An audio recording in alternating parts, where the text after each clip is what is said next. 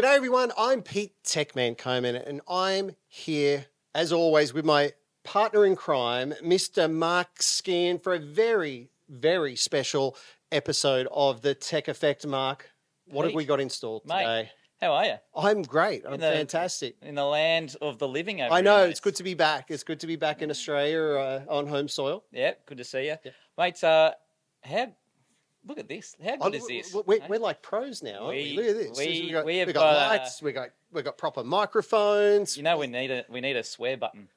So you press it.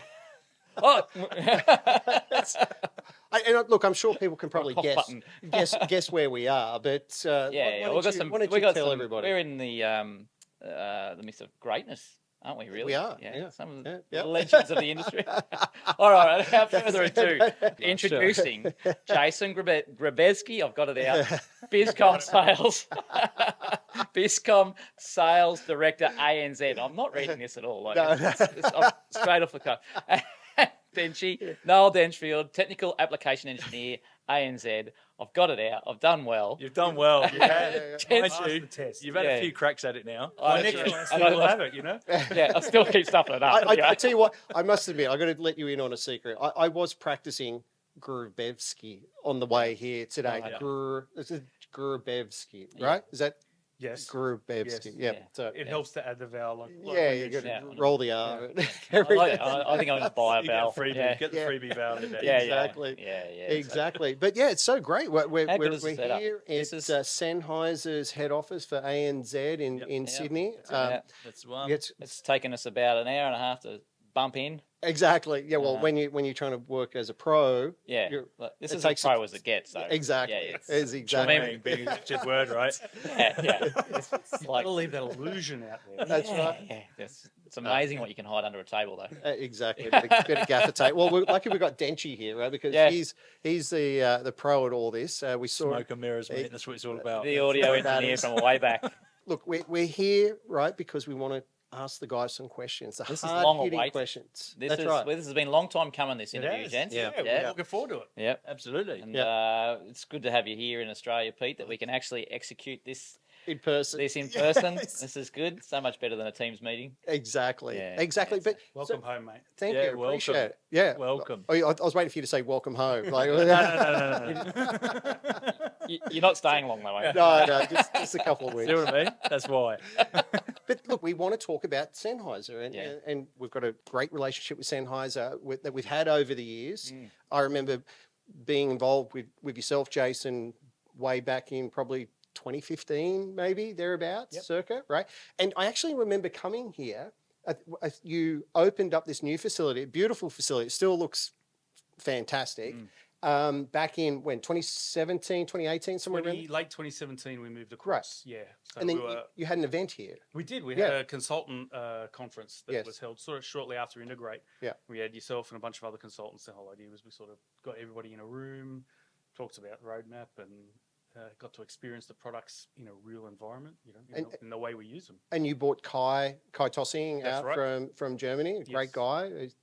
Very, very much at the forefront of Sennheiser and the evolution of Sennheiser, over that period of time. Yeah, absolutely. So he was the product manager for Control Cockpit and Speechline at the time, and now he's moved into being head of product for business communication. Right. So it's nice to see his growth through that time period at the same time. Yeah, no, that's great. And I remember back about that time, I think it must have been, I'm pretty sure it was Infocom, and it was the time when beamforming mics first came out, right? You had you guys with your beamforming mic, and that was such new technology back then. And when was that? 2017-ish, about the same time, was it? 2018? I think 20... Oh, you've got me there. I can't remember exactly. Because you had it here, right? Yeah, I remember we came into this room. 2016 we launched 2016, you launched it.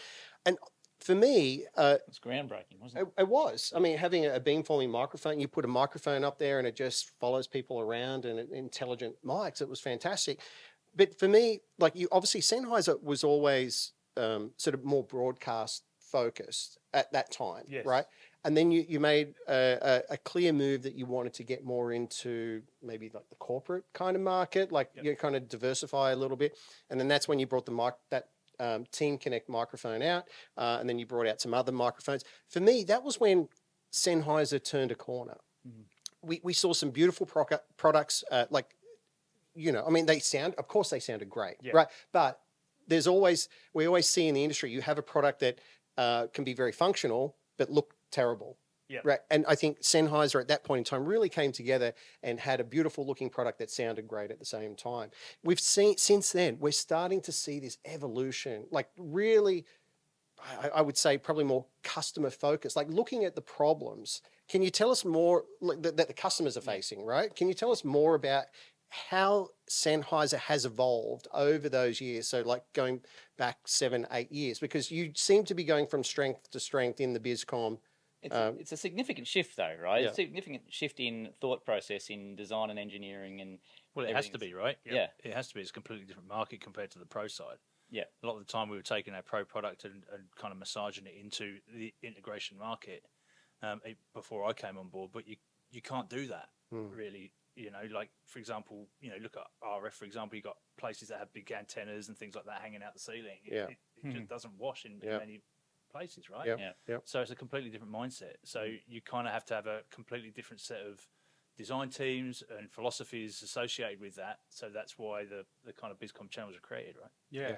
And you're coming at it from multiple angles of changing that design approach, right? The aesthetic portion is one thing that you bring into play.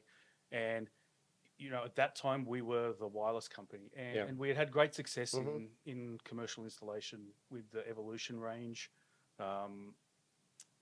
Specifically, probably more strength within the university space, just because it's scaled well into that market. Yep. But from the aesthetic perspective, it's designed for the pro and touring environment and production. So the aesthetic challenges are a little bit different. For broadcast, you may want to have finishes that are, minimize the amount of light reflection on camera. Yes. So that there's, the logos are placed in strategic positions so that they're not obstructing or look tatty on camera. Whereas in a corporate environment, you may want to look at the way that it does it blend with the aesthetics of the space, particularly if you've got an installed component. Things like a handheld mic are a little less of a factor from an aesthetic point of view. But when you take a ceiling microphone, for instance, it's a permanent part fixture. Of the structure. Yeah. Exactly. Now, does it stick out or can it hide and blend well in the rest of the aesthetic of the space? Can you customize it to fit into something that's a little more extravagant? So, these are the considerations that come in from that side. And then I think the other layer is you then move from, in those environments of performance and broadcast, you generally have professional talent that are interacting with the audio portion of the system. And that's not always the case in the built or installed environment. You are generally people that are not au fait with the technology. They are often threatened by having to interact with it. So it's like, how can we minimize their need to touch the product or interface? So these are the kind of shift in thought process, and then you engineer to facilitate that. Yeah, and you still had to keep the Sennheiser brilliance of engineering in behind that as well. That's it. Yeah, that doesn't go away. Yeah. That's the core message too, right? That's exactly. The core message of Sennheiser. You've got that engineering brilliance still all the way through, and that which leads on to the Team Connect ecosystem. I want to say, Denchi, you've had a fair bit of input into this new Team Connect ecosystem and bar specifically. Yeah. So basically, I form part of a worldwide group of technical application engineers, basically, right? So when a new product's conceived, put together, it goes out to myself and other members of this team, and we basically put it through its paces. Yeah, we try and find where the good points and the bad points are, or the points that need further polish, to bring them up to speed, or suggestions and ideas, and then that all gets fed back into the product development teams. Yeah. And then they work on it from there, right? So you have a product development team who comes up with this grandiose idea, Yep. and then they give it to all the engineers, right? And then they go and smash it effectively, like they're going, it doesn't do this, and it's a piece of junk, and this, and then they go, and then you got 55 firmware versions later, Yep. you're getting to somewhere. You got it. Then Noel walks in and goes, nah. Yeah, it's just deflation. Bang. Well, kind of. It's a bit more diplomatic than that. Generally, it's the other way around. They're doing it to us, right? Before we get to that process, though, like what I want to know is like who comes up with these ideas, like of what new products are going to come out. Yep. Like, so obviously it's great that you are constantly developing new products, and people like yourself are vetting those and putting them through the ringer to make sure that they're fit for purpose, when they actually hit the market. But prior to that, like what does that process look like? Who comes up with the ideas? Who comes up with the concepts? How does all that happen? They get the whiteboard out, pretty much. Yeah, and they just go for a ID. What's the word? Ideation. That's the word. Yeah. Process. Mm-hmm. And they work through that all on the kind of the whiteboards scenarios they're trying to work to, and then Post-it notes. pretty much, Yeah. And then you kind of take that out, your initial idea, and you may throw that out to specific end clients or integrators or whatever that may be, all under NDA, of course. And do you like this design? Do you like if it does this? Do you like this kind of finish on it? What color does it look better in?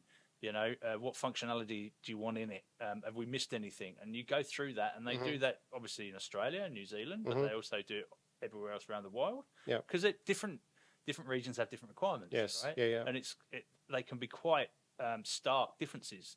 So you'll never please everybody, right? But you try and cover as many bases as possible, obviously, and that's the same with everything.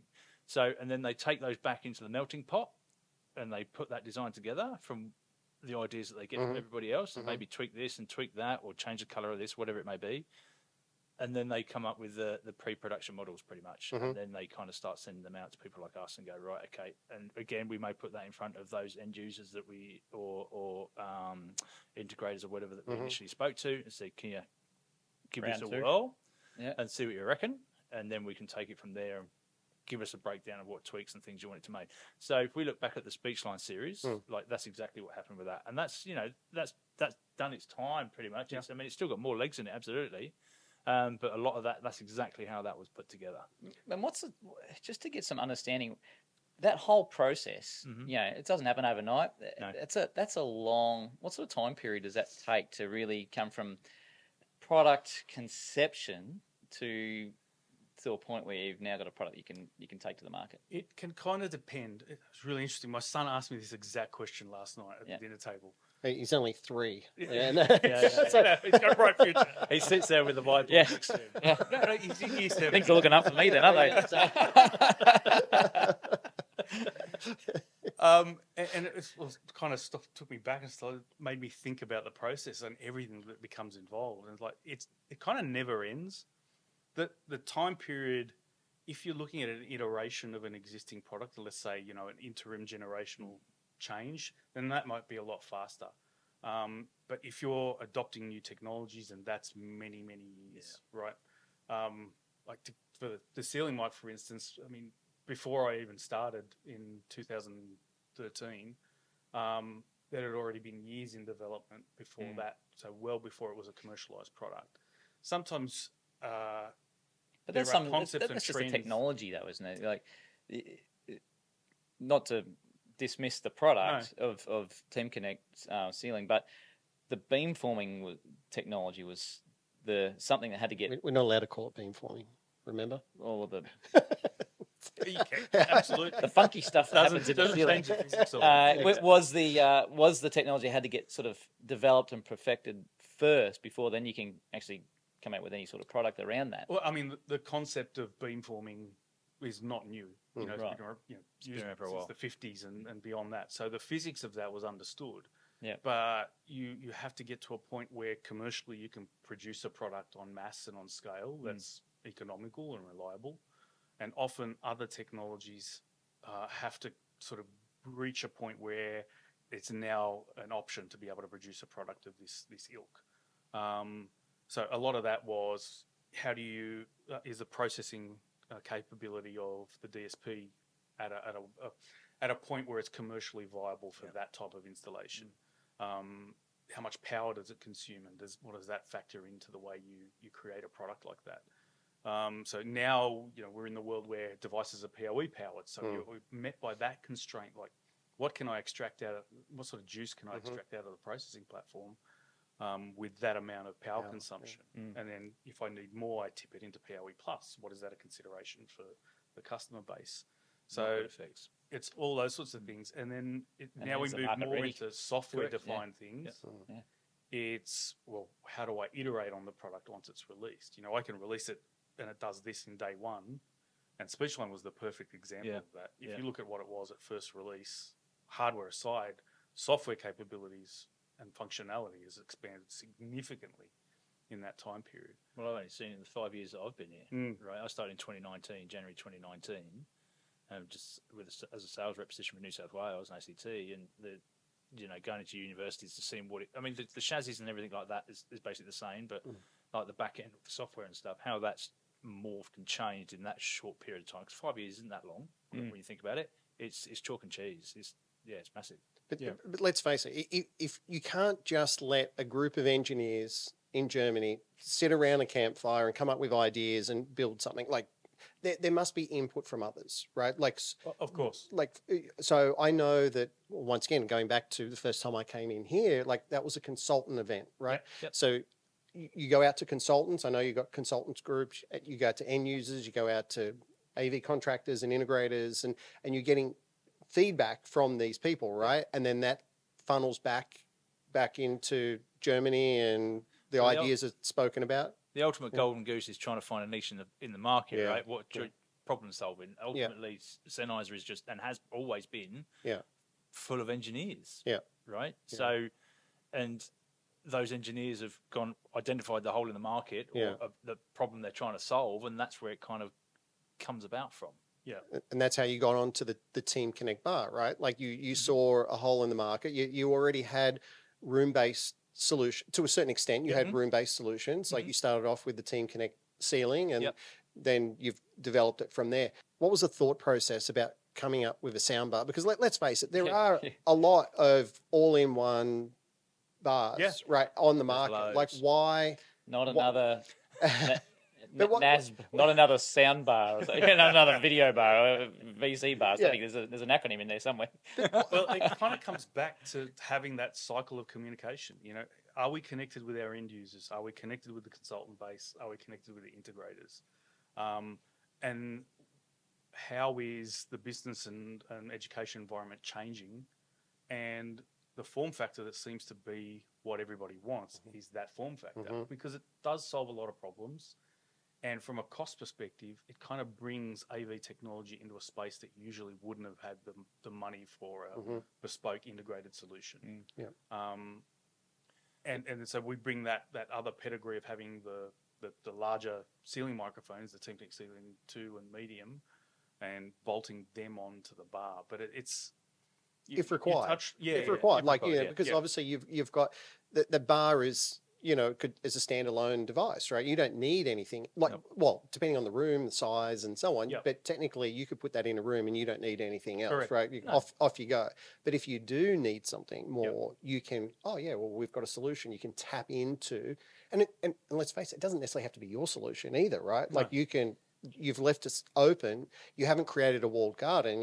You're saying, look, let's open up to everybody. It's use standard protocols and plug straight in. Very much so. That's putting it on the line too, right? That's a bit of, you can go and put anything and plug anything in on the Dante, but your hope is obviously that you're going to put.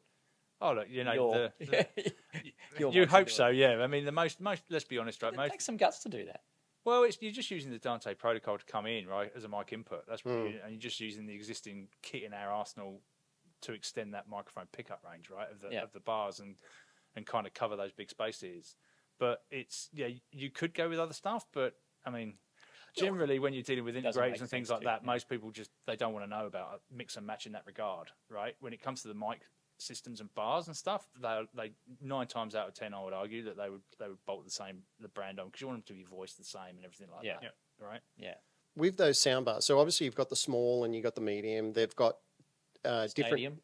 The S. Oh, well, that can't be the S. That's the M. No, it can't be M either. It's large, wasn't it? XL. Yeah, XL. FN, Yes. FNL, F and large. Yeah, exactly.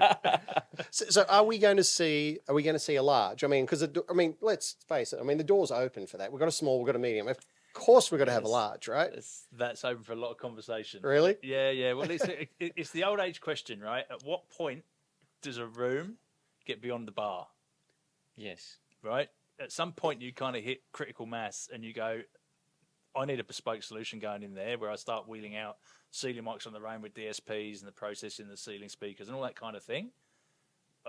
And it's open for major debate. We have this all the time. It's like, what is that kind of cutoff from the medium space to the large space? And it's variable. And this is one of those considerations about, is it commercially viable? Is there a market for a large bar? Yes. Right? How do you define what a large room is? Yeah. Displays generally need to be larger. Loudspeaker coverage is required for a bigger space, maybe a longer table, in which case if you need that power coming from the loudspeaker at the front of the table, it's going to hammer everybody who's sitting up close and be, reasonably heard at the back of the room. Is that the right solution, or do we have a very small window of use case before you just go into an integrated solution? And at that point, your camera, you Camera might go position is for completely a different, right? different camera requirement as well. So. Yeah, but my argument would be like I'm designing these spaces Yep. on a regular basis.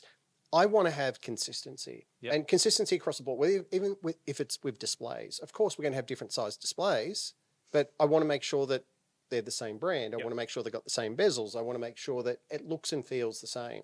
Mhm. I would love to see a large bar produced with obviously a different camera in it, right, to cater for that. And of course, I would always supplement that solution with Team Connect, Yep. microphone, external speakers, blah, blah, blah. But the fact that it's all Dante, like it's like plug and play. Like Yep. for me, I just think you need to put a bigger, better camera in there to cater for that space. And in that way, I'm looking at a solution that I can scale. So I got small, medium, large rooms, and I can put the same solution, albeit different product, in those spaces. That's what I would love to see. It's a really interesting challenge.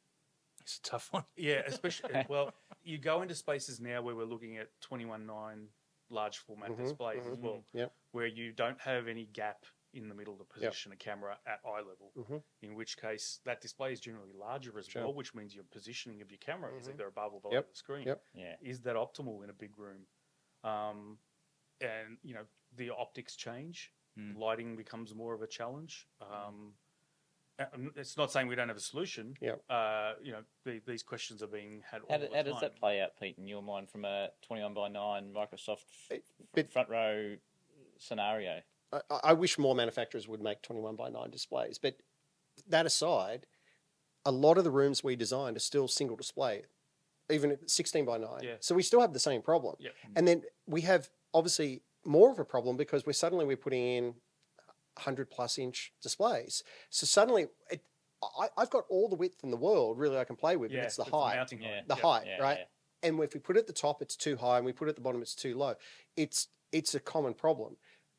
But I still think you need to have a solution for it. I would love to see a solution for it, right? And obviously you're going to supplement it with even multiple cameras, multiple microphones, multiple speakers. That's the whole, for me, that's what is missing from a space like And that. this is where that dialogue continues. Yeah.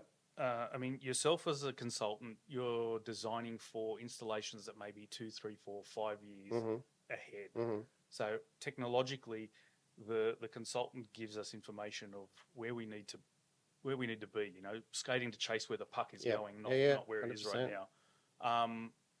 The other layer is the end user doesn't. Depends. Some are extremely technical. I'm not going to package everybody into that same ilk, but some may not necessarily know what it is they need, but they know what the challenges are that they face. Yep. So there's value in getting feedback from them as well. And then the integrators turn around and say, hey, cool, this is awesome.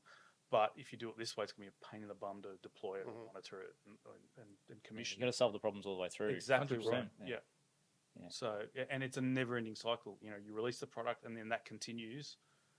Often, and Mark, you'll see this when you're doing installs as well. Is that the end user's intention of how they use the space is one thing at the beginning of the process. Then 6 months later, they realise, it's not really how we use it. It doesn't work. Yeah. Well, I mean, we've faced that in our environment. You would have that too, Pete, wouldn't you? Like I see it all the time, exactly that. Yeah. And I probably don't have 6 months from integrated world. It's like I've got probably 3 weeks. Yeah, but you're seeing this, Peter, 12 months, 2 years out, and you're trying to spec product for. And it's funny because this is where for AV contractors who move over to the dark side and become consultants, this is where they get really frustrated, right? Yeah. Because things change. Because we think anyone can be a consultant. And I don't think it's Good anyone's luck. fault. I have a vision of how this will be, but the reality of the way my team in the office environment uses it may be completely different. But not even that. During the design process, the team may change, the functionality may change, but also products change like during the design process, right? Yes. And we're trying to think ahead. We're trying to meet the customer's needs. We're trying to integrate different products. We're trying to do so many different things. And we're looking at the technology, like you said, like could be 12 months, 2 years down the track. And this is what I really love about, what Sennheiser does is that, sure, I've signed many of NDAs with Sennheiser. Just tell me what you're doing. Just tell me what's going on. Tell me about the roadmap and let me make the choice of what I specify. And I get it. I get it that dates can change. I get it. I specified for a project, I think last year, the 4-channel, the Dante 4-channel microphone receiver, right? It didn't come out in time. Okay, that's fine. It's no big deal. We pivoted, right? And we put two channels in, right? Kind of thing. That's the risk of being at the cutting edge, right? Absolutely. But I'm making that choice. That's the thing. You're giving me the information, and you're saying, look, we're targeting this date. I get it. If you don't make the date, that's fine. We've got a plan B. We know about that. But if you do make the date, that's the product I want. That's the perfect solution in there. And that's what I want as a consultant, that openness and that roadmap, so I can plan ahead and provide better solutions for my clients. Yep. So just on that, I remember Kai Tossing coming into my office in New York, and he didn't tell me what he was coming in for. He said, I want to catch up with you. It's been a while. It was because the last time I met him was here. Oh, really? Okay. Right. And so I hadn't seen him for years. And he came in, he was really excited to see me. I knew that something was up, right? I knew that he had something exciting that he wanted to share with me. And so and this is probably 12 months ago, right? So he then unveils this soundbar. What do you think? And I'm like, a soundbar? Like, really? I'm like, does it have Dante? Yes. Okay, that's good. Got my attention. Yeah, that's right. It was like, tick. Does it have USB-C? Yes. Wow. Okay. Because these kinds of things have been my bugbear with these kinds of products, is that in my opinion, a lot of these manufacturers aren't listening to the market and what the market needs. We need Dante, we need USB-C, right, as a whole. And I kept asking him all these questions, like tick, is it PoE, tick, like all these kinds of things. I'm like, you may have just built the perfect soundbar. Yeah. And he was like, he was so excited about it, right? And it was like his little baby. Yeah.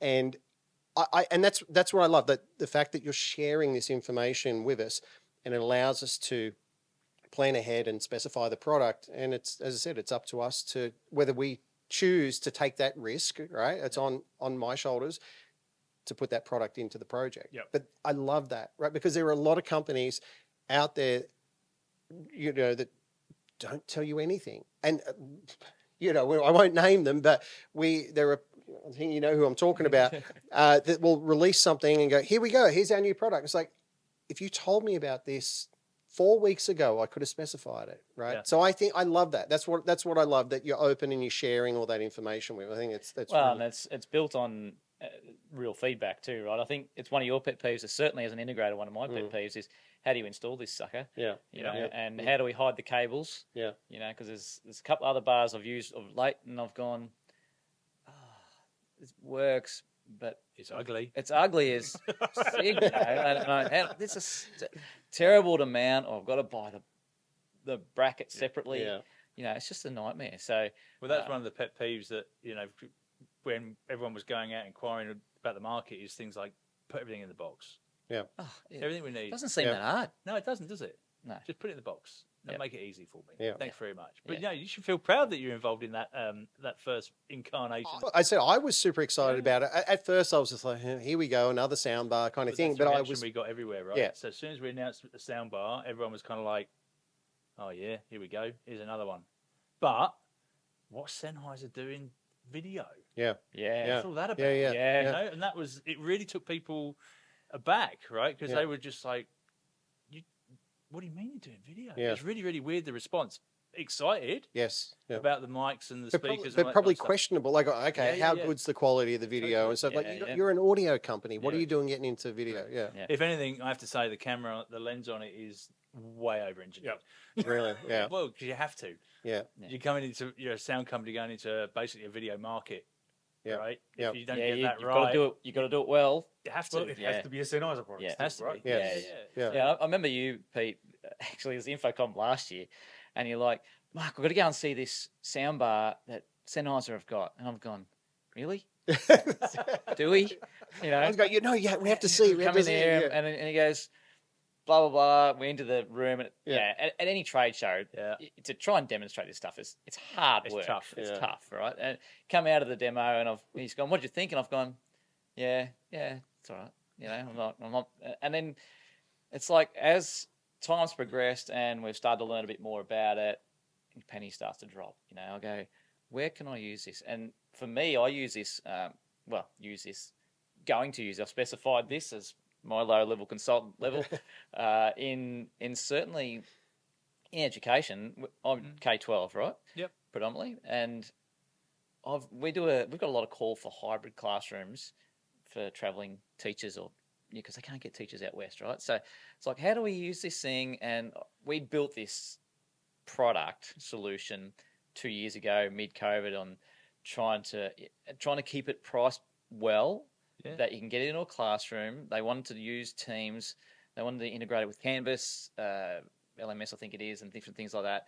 And I had these lapel mics, and I have these little dock stations to plug them into, and I'm going, man, It was a nightmare, right?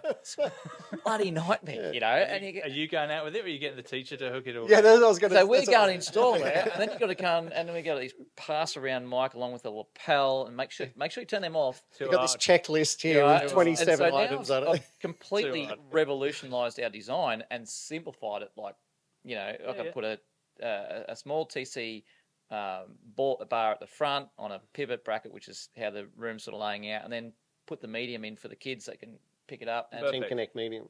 the Team Connect medium in there, and going, I could just done this over one cable. You know, it's just it's a godsend. And you've simplified it for the end user, right? Totally. Like every step of taking any plug-in in, Exactly plug-in out, right. just do your normal Well, the Teams teacher call, mate. doesn't We're want to good. know about it. It's, Mm-hmm. it's not their gig to know about it. Let's be honest. Mm-hmm. It's not their job. It's like their job's there to teach the kids. They just want to be able to hook it together and get a decent result out of it.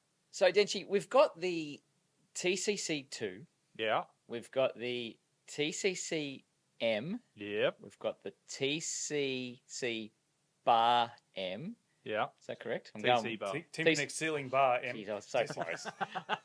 So close. And then we've got the You'll small. get there one day. You'll get there one day. You've built a cracking family. Like, people are going to be frothing. Like, universities are going to be frothing to keep a family of products that's easy to deploy and everything else. But 100%. we've got to manage this. Yes. So, how does this come together? You're talking about the glue. The glue. You're talking about the glue. Yeah. And that glue is a Control Cockpit. Right, Yep. That's basically what it's there to do. So it covers two bases, right? So it's there for integrators or users or whoever to kind of configure the product. But past that point, you need to manage it. You need to manage a fleet. So we've got some universities that deploy, say, 400, items, whether that be speech line, whether that be ceiling mics, whatever incarnations they may be, and they use the cockpit to manage that fleet. So, just for clarity, this is a free Yes. piece of software you can just download from your website. Yep.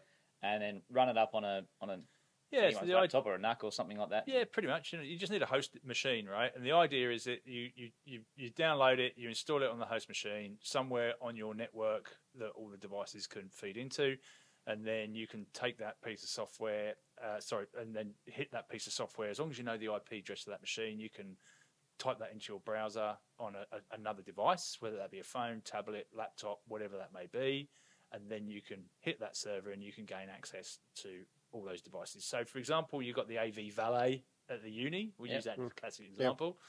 And he's running around, he gets the phone call, Jane, my mic ain't working.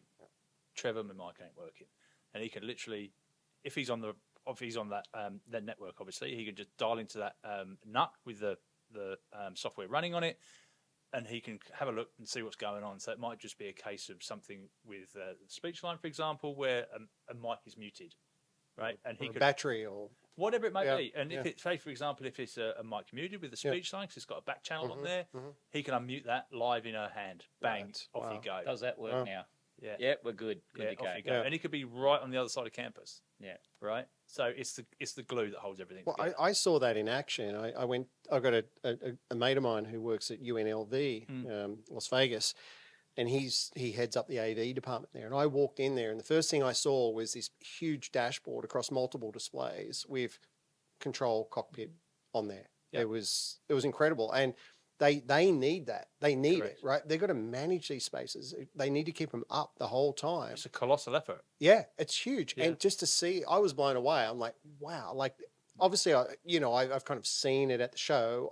It's not something that I use because we're designing these systems, but to see it in action, like that's a really powerful tool. And it's for free, like it's unheard of. Yeah. I think it opens up rare, right?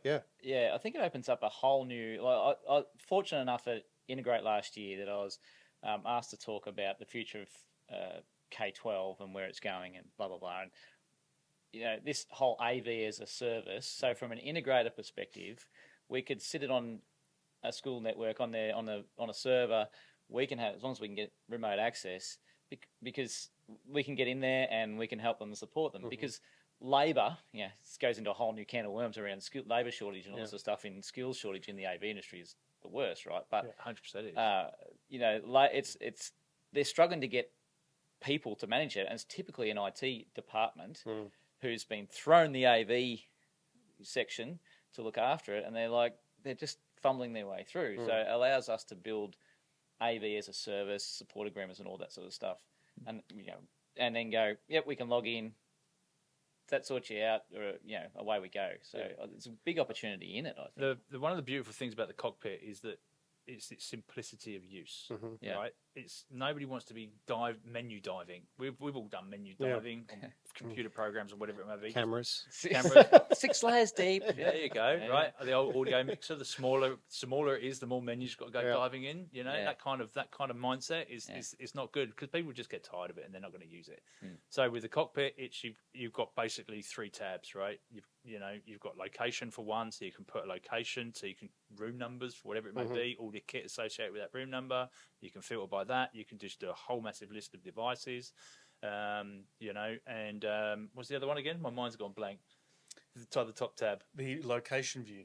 No, we've done that one. The location, the device, and what was the other one? The dashboard. Oh, there you go. That's it. The Front cockpit dashboard. view. Yeah. The kind of like bird's eye view down. You just get 3 wheels basically. So is there serial numbers and different things like that in there? You can put everything out. Yeah. So it helps with warranty support and all sorts of things as well. And this is the other thing, is like we have all this telemetry and data coming back from these devices that, had it not had this layer of control and interactive monitoring, it's just another audio device. But how can we add value beyond just the thing we've created for that one use? So, and if you're looking at wireless mics, for instance, we can monitor the battery cycle count, the health status of the batteries. So in the past, universities and corporate campuses used to do like this blanket big order for batteries to replace everything, whether it was okay or not. Well, they didn't know. That's right. And they don't want to take couldn't that risk, quantify it. right? Like, so it was cheaper for them to actually just buy the batteries and be done with it, rather than take the risk of having an issue that's right. mid-class. But you don't have to do that anymore. Yeah. You can be manage a little your more inventory. resolute. Yeah, sorry. 100%. No, What about firmware? Firmware, you can push all that through, Right. no problem. So, depending on what the system is, so if you're talking speech line, right, we can stick the transmitters in a dock so we can hit everything straight away. So from one central location. So we'll tell you there's a firmware available, but we won't push it. Don't push it. We always leave it up to you to push, Right. so you don't walk in the morning, find everything on its knees. It's not like your Windows laptop, right? Where it's like you're about to join a call and it's like, oh, we're doing an update. But you can do things like batch updates, right? So you can go, I want to do it by, I don't know, floor by floor, or location based. You can do it, by class, whatever you need to do. Right, so you can do everything. So you can do like your receivers, for example. You could do your ceiling mics, or filter it out, and then you can also push it straight into the transmitter. So you don't anymore have to have someone hanging the old IR in front of the window like you used to have to do. You don't have to do any of that anymore. Right. You can just push it straight out into the transmitter. And it sounds like it supports most of your products. So instead of asking you what it supports, I'm going to ask you what it doesn't support in the Sennheiser range, because it sounds like it's going to support most. All of our products will feed into it. Right? All of them. Every single one of them. Wow. D6000, EWDX. EWD doesn't. Anything with a network port basically will feed into it. Think of it like that. Speechline, TCCs, family entirely. The bars are feeding into it, so you can do all the configuration on the bars through that. Things like white balancing, whatever you may do with your camera. Exclusion zones, like what we do with the ceiling mics, we'll also be able to do that on the bars as well. So we'll be able to cut out slice of cheese on the horizontal plane. You can set all that kind of thing through it, and then you could be able to pull telemetry back through on that as well, right? But you can also take some of that. It basically just works on the back end API pretty much, polling the device. But you can take it one further. We have plugins with other partners and stuff that. There's another software layer they can use, which uses that similar back-end API to poll the device and do changes maybe and things like that. What would be an example of that? Like, who have you worked with? Who are you working with? What would that look like in real world? So depending on the product class, right? So you've got people like your Crestrons, Extrons, QSys, obviously, just to name a couple. Yeah. Right. So I don't know, Mobile Connect for argument's sake, there's a plugin for that with QSys, Extron, and Crestron. So you could do things like regenerate QR codes, grab those images, put them on a QR on a booking panel, right, without any interaction from the user. It's an automatic process. For our camera preset recall that we have with QSys, so there's a plugin down there so that we can their plugin can pull the beam location information on horizontal and vertical plane to tell the camera to move to a set position. That's a big one. We're getting more and more requests for that. Like, so we're getting clients, especially in a boardroom situation, you're going to have multiple cameras and they want to be able to pick up the talker in the room, the active talker in the room. Yes. And we need to rely on some form of beamforming microphone. Like who is talking? Who's, so we can actually then position the camera. So you've developed a relationship with QSys, for example, right? So their solution, and you can actually say, right, if I'm talking, that camera is focused on me, and you can do all that. Yeah, 100%. So we with the beamforming technology, we don't have to do like configuration of lobes and things like that. Yeah. So the beauty about that is that you can change configurations under it without just programming changes, right? You don't have to have loads of presets loaded in for different scenarios, and that's one of the main attractions with the ceiling mic for us, and why it's got a lot of traction in the field is because people don't have to worry about that. No, it adapts to what's really going on in the environment, independent of the room scenario. And then there's an extra add-on on top of that, then obviously we can get coordinates, right? Yeah. So yes, QSys is part of one of our alliance partners. Yeah, we have a bunch of them. We're moving down this road and have been for quite some time of going more of an agnostic approach. Yeah. As simple as that, right? That lots of people make different things and they do them well, right? So instead of having to diversify and just go, okay, we're going to make a DSP, we're going to do this, we're going to do that, we're going to do this, why don't we just work with those people that do it really, really well and facilitate a link? That was the thing that I got. Like, unfortunately, I couldn't go to ISE, but Mark was there, and that was probably the biggest takeaway. Yeah, definitely a takeaway. Your takeaway was that everyone was staying in their lanes but working with one another. Yeah, and I think we chatted about this, Denchy, too. It's like people just understanding who they are, their unique talent essentially, and going, let's do that well, and let's go and partner with others who do their part well.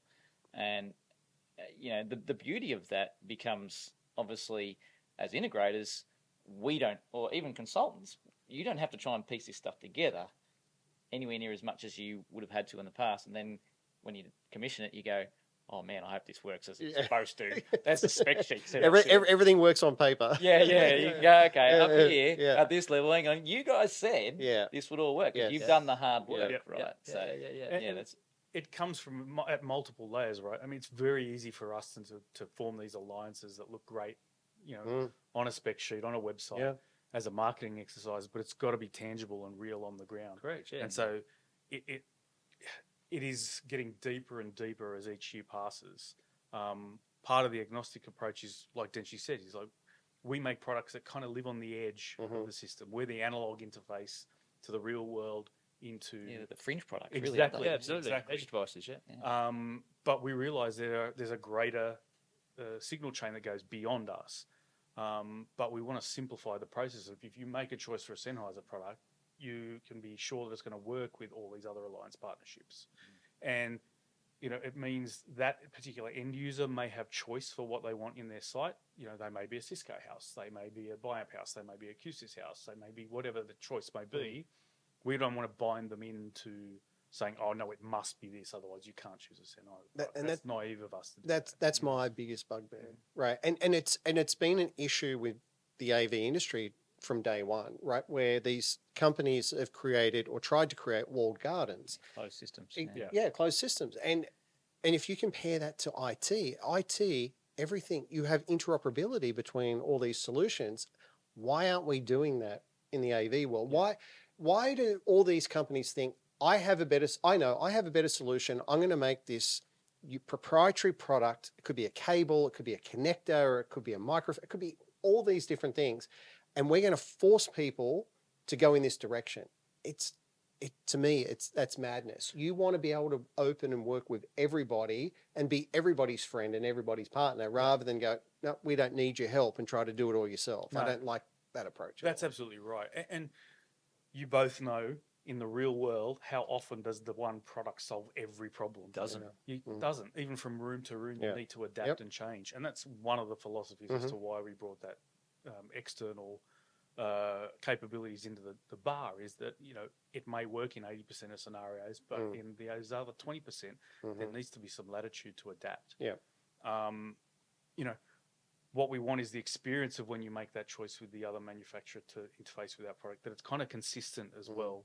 So we have a wonderful gentleman, his named Jochen. He's a good dude. Who works on ensuring that these interfaces are consistent across. So whether you are using our product with whatever choice of platform, your workflow doesn't really change. And it's quite similar to what you would experience in Control Cockpit as well. So but there's no going shock. through all the existing stuff that we had originally. When he hasn't been with us that long, has he? No, only a few years. Yeah, that's right. So he's actually going through all the old plugins and stuff bit by bit and updating them, rewriting them to conform to newer standards, right? And that must be, when I think about it, you're trying to support all these different products and technologies and integrate with them. It's difficult. And then you then throw in other curveballs. Obviously USB can be a nightmare, right? Because of there's all these limitations with USB, and you're trying to support that as well. Everything's sitting on the network, right? So you've got network switches, you've got security restrictions, you've got all these kinds of things. It must be terribly difficult to try and build a product that not only supports or works in those environments, but actually integrates with all these other manufacturers and systems as well. It must be a nightmare. It's in both directions, right? I mean, we talk about USB. The team from Lightware do great things with us. Yes. And so that's a very mutual relationship. And also, I mean, we provide a product that they don't all manufacture, but it's essential for them to make let's say a Teams approved system for a Teams room environment. It's the system itself that's certified rather than the individual products. And they can't do that without all those pieces of the jigsaw puzzle. It's the admission that they need us and we need them. That's a big mind shift in the AV game. It really Absolutely. is. And Lightware's a classic example, right? They make great boxes, but none of this happens without all the edge devices and all the peripheral stuff. So, we send stuff to them, they send stuff to us, right? And you make it work, right? What do we need to do in order to make this so it doesn't fall over or you get any issues going on with it, right? Ready before it goes to market. And you know what? It's the the biggest revelation has been there's no ego in it. Yeah. Just gonna say, You how would do have put thought that that, aside? because sometimes There isn't products any. overlap in our portfolios, Yeah. and everyone's cool, right? Yeah. And there's a genuine want to help each other. Yeah. And that's the thing we found. It's absolutely fantastic. It's one of the best things we've ever embarked on, at local level and at global level. It really resonates everywhere that everyone just wants to kind of piece things together. And It seems it all happened at the same time, really. Is it just a realization that the AV industry can't really mature unless everyone starts talking to each other properly? Yeah, working with each other. Working Well, you with- have to. Yeah. You know, because then obviously things become better as well because everyone's got their skill sets. You know, different. We do audio well, right? QCS, Extron, all those kind of guys, they do their DSP well. You know, so it saves the resource as well. Yeah. So you can concentrate on making your individual product better if you can make them link together a lot easier. Simple as that. So we spoke about Control Cockpit. Okay. So that's on the deployment side, right? So you've deployed the system, you roll out Control Cockpit, you monitor, you manage, all those great things. What about on the design side? What do you have for designers, consultants, integrators who want to design a system, but you know, when we're dealing with different room types, where there's so many factors, we want to make sure that we're putting the right product in. What do you have on that design side that allows people like myself to actually go in and understand the room and make sure that I'm specifying the right product? That's Room Planner. Yep. That's our Room Planner. Yeah. So that's actually quite young. It's very young, but the incarnations it's gone through in a short space of time is a lot. yeah, So when it first came out, it was pretty basic. You know, you had to kind of draw everything in, create your own room size, that kind of thing, right? And then drag in, you know, ceiling mics and things. And now we're at the kind of point where, you know, if you've got a CAD drawing, you can export that as like a JPEG, import that image in, rescale it, and then you can start dropping our ceiling mics in, our bars in on top of that, and they will give you, you can adjust the height of the room and the height of which that device sits within that space if you want to, and it will give you coverage patterns on what. Right. Where, So you'll say, okay, my ceiling is, you know, like 2.8 meters. Foot. No, that's a role. I'm thinking of feet. I'm trying to. I know. I was trying to convert it back to meters, right? But you know, like you got a 10-foot ceiling, right? And so it actually that obviously that affects the pattern, right? The coverage of the room, and so it tells you. Does it give you limitations or tips on like how high you should like if you put it in, if the ceiling was 15, 20 foot high, for example, would it come up and say, hey, look, this is, you need to lower the microphone? Like how involved, how... Well, it will show you on the pattern, it will just, there'll be like a line in there and it will actually show you the height, the radius, of what the coverage is. Sure. And depending, obviously, if you go higher, that radius will come in. If you go lower, that will come out. Right, and it will show you on the ceiling mics, both the TCC2 and TCCM. When you put the bars in, it will show you three things. It will show you the camera pattern, pickup pattern. It will show you the mic pickup pattern. So it supports the camera. So it's not just audio. No, it's camera as well. Yeah. Right. And it'll also show you for the speaker coverage out of that bar. And then if you start combining that with TCCM, then you can see, okay, well, where is optimal for me to place this extension mic rather than just sticking it over the top, which is, you know, it's kind of counterintuitive, right? Extension mic. That's super powerful because we're all very visual people, right? Like we can see the size of a screen. You go, oh, geez, that screen. It's very subjective. Like anyone could say, well, that screen's too big in the room, or that screen's too small in the room.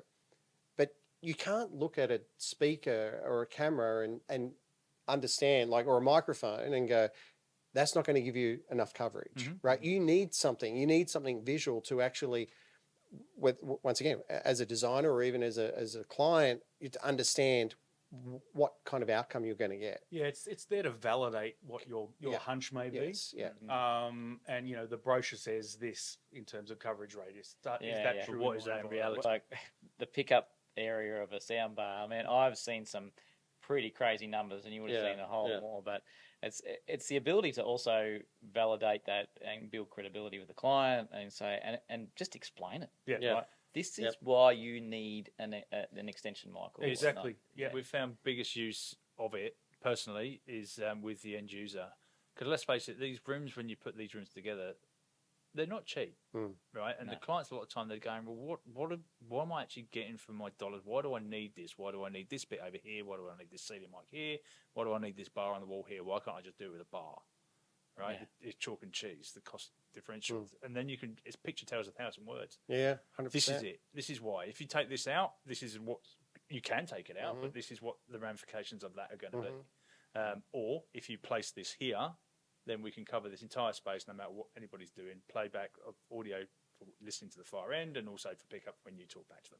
It's that simple. And bar is a good example of that, right? Yeah. Because it's you're then dealing with loudspeaker coverage from that same product versus microphone coverage, and they differ, right? Yeah. It's probably easier to reproduce to fill that room than it is to cover it with the microphones before you hit that law of critical distance. But that's often hard to illustrate. Off a line in a paragraph. 100%. Doing it visually is just easier for someone to digest that. So tying in the software and tying in the agnostic approach that you're taking, what other external design companies are you working with? Like is your product in their suite? You've got companies like D-Tools and those kinds of things, and Modus VR and things like that. Can we find your products in their libraries, for example? Well, BIM, that kind of thing. Okay, perfect. Yeah, so we've got a lot of the BIMs all sorted out. Yeah, that's the easiest one to come up about. Yeah, a lot of investment in BIM modelling of our products over the last few years. So there is a BIM library of everything within the BizCom portfolio. That's underrated. It's so frustrating for us. We're designing in Revit, right? And we don't want to redraw it. We don't want to create the product. We just want to go and grab it from the library, put it in, job done, right? And the amount of times that manufacturers do not have their BIM products available, they don't have a library or keep it up to date, which is the other thing, is so frustrating. Yeah. So we call on an external company to manage the library for us. It's just far more efficient than us doing it in-house, and at least we're just concentrating on making sure the data is relevant and updated when a new product's released. I guess the other layer is that the software products continue to evolve.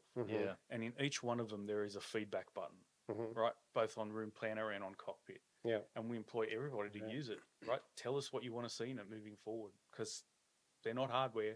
They can evolve over time. That's right. Some of the best ideas have come out of that, right? Yeah, very much so. So it's monitored. Yeah, absolutely. It doesn't just go into the bin folder. Yeah. It's actually, we use it. Yeah. Because it's like, in Australia, especially, we are the brand. It's not a disty. It's a direct relationship with all our end clients. Right? So we value that feedback, because really you design a product, you put it out to market, and it's great. It's fabulous. But you only really tweak it and get it to what people 100% want it to be like is once it's been out there for a while and it's being used. Things work great, and then some things don't work quite great. Can you tweak this? Can you do that?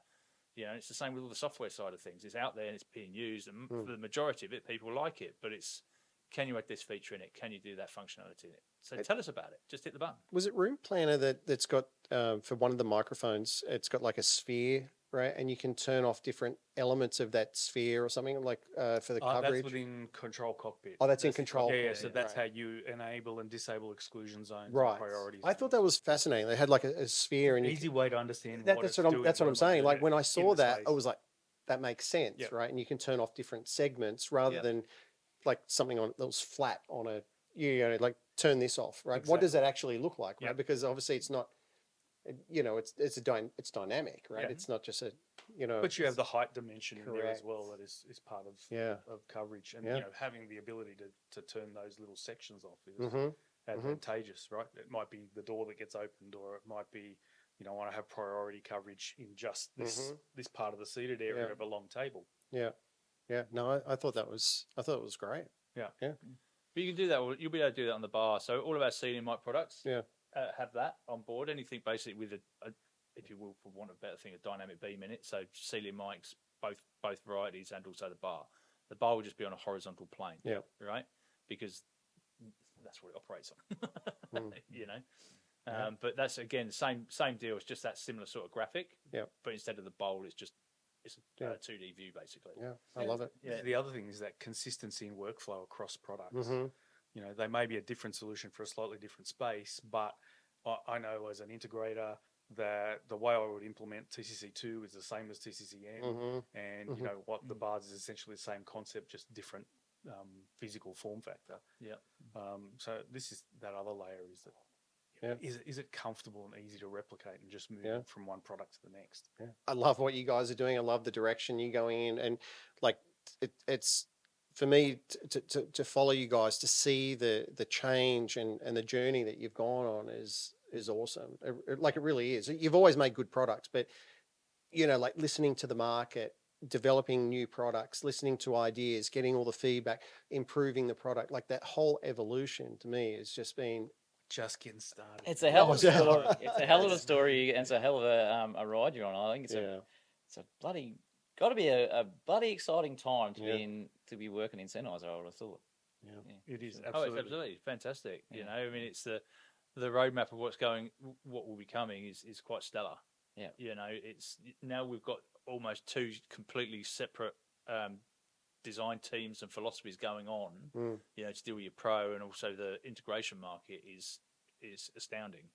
You know, independent resources that we can call on rather than just all under one, and then having to take that resource and maybe split it across two different facets. That's how it used to be, but now that's all, you know, completely separated. I mean, there's still cross-pollination going on between some of the wireless products and things like that, and everyone plays nicely together. But it's nice having dedicated design focus. teams. Yeah, totally. Yeah, 100%. Yeah, 100%. Awesome. Well, gents, it's been a hell of an afternoon sitting here and having a yak. We probably should wrap it up. We could go for hours. Yeah, we could. As we always say, we could go for hours. And we normally do, and we probably have. But fellas, thank you for the opportunity. Look, thank you. Best studio we've ever worked in. Best gear.